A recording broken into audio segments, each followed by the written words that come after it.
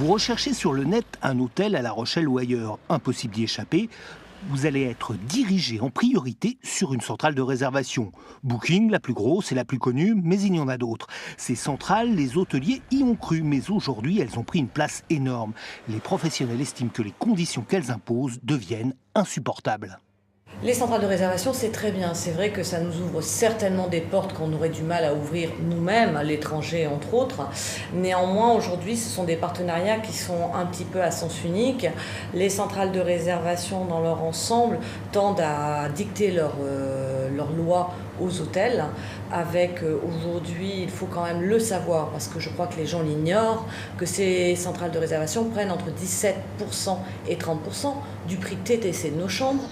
Le Bordeaux a décidé d'adhérer à Fairbooking, un site lancé par des hôteliers nantais pour favoriser les réservations directes avec les hôtels. En échange, le client gagne le petit déjeuner ou un surclassement. En quelques mois, près de 500 adhérents. Le succès montre l'ampleur du malaise.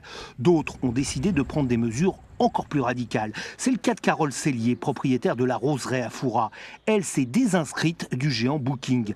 Dans un premier temps, son établissement continuait à y apparaître sur les écrans, sans chambre disponible. Difficile. Aujourd'hui, elle commence à retrouver une clientèle en direct et ne regrette pas. C'est très difficile d'en sortir, mais à partir du moment où vous croyez en ce que vous faites, on arrive toujours. Toujours. Et là, effectivement, on commence petit à petit à refaire surface. Et puis, grâce à mes confrères, en discutant avec eux, je pense que beaucoup commencent à comprendre, mais ils ont tous peur. Il faut aussi le savoir. Les hôteliers maintenant ont peur parce qu'ils pensent que s'ils sortent du système de booking, bien évidemment, ils ne seront plus référencés. Les hôteliers posent d'autres questions qui fâchent. Où vont les commissions versées aux centrales? Sont-elles toujours soumises à l'impôt français?